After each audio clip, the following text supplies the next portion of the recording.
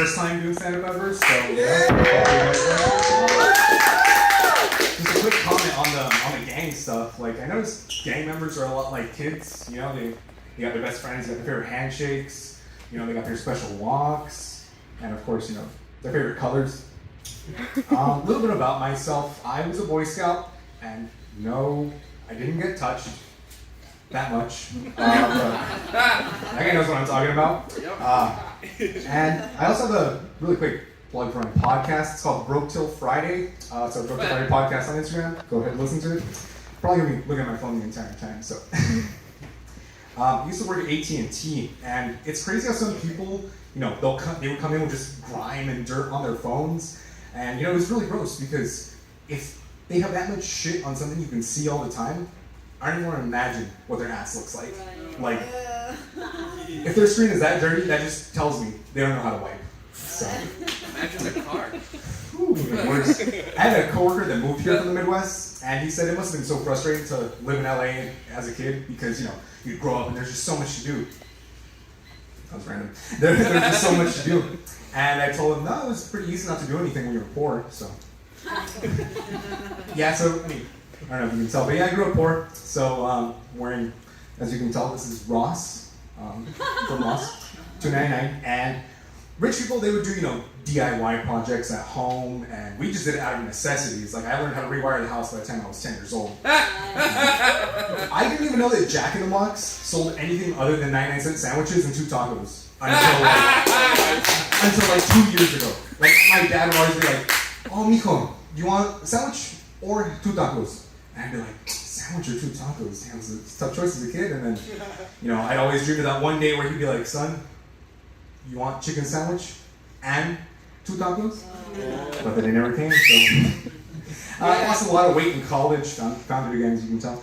Lost a lot of weight in college because I only ate rice and beans. And my friend asked me, you know, he's like, oh man, you on that vegan diet? You on that keto shit? On that like raw diet? And I was like, no man, I'm on that poverty diet. So it's tough. I've also noticed it's only acceptable to be in certain professions to be old. Like if I get a 20-something-year-old pilot, I'm gonna flip out. Like, this guy doesn't have experience, you know, he's barely qualified enough to run a roller coaster. I don't want him running a 747. He needs to be old enough that he drinks on the job, but not old enough that I can tell he drinks on the job. You know, just the right amount of booze. Basically, I just want my pilot to remember 9/11. That's how old I am, okay? Old enough for that. I can also solve a Rubik's Cube in about a minute, which sounds impressive. Sure, thank you, hold your applause. But it's actually not that impressive. It's basically like me telling a 6-year-old, hey, I can tie my shoes. I saw a 12-year-old kid solve a Rubik's Cube in like 10 seconds. To him, I'm the guy that's putting Velcro. It's ridiculous. So, commercials, a little weird too, ads, stuff like that. I always find it funny when car commercials say they only use real people. Like, can you imagine? They use fake people. They push a pale guy out to the spotlight. It's like, I was born this morning in a vat of cold water for this Chevy commercial. But even I know the Tahoe has great suspension. Another kind of ad I don't really understand is Trojan brand condoms, because I thought the whole point was to not have your sperm sneak in.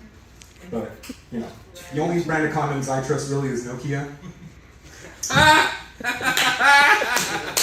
also keep seeing billboards around town, like trying to tell me to do meth for some reason. Like, they're a little confrontational. I'll just read the billboard and it says, meth. Not even once? They're trying to egg me on to do it, so, you know. I also see ads for like intensive labor jobs and stuff. They're like, we'll pay you $30 an hour. I'm like, okay, what are we going to be doing? Destroying your youth in the prime of your life. And they're like, why would I want to do that? And they go, we got dental. And that's how it is.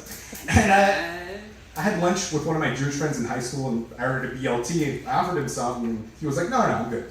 And I was like, what? Why don't you want a BLT? Before high school, I never had any Jewish friends, so I don't know their customs and stuff like that. But to admit, of course, he's Jewish. Of course he's not going to want a BLT. It was made in an oven. Finally, I was in anatomy class with one of my friends, Pablo. We basically checked out after the professor once described herself as a very typical Aquarius.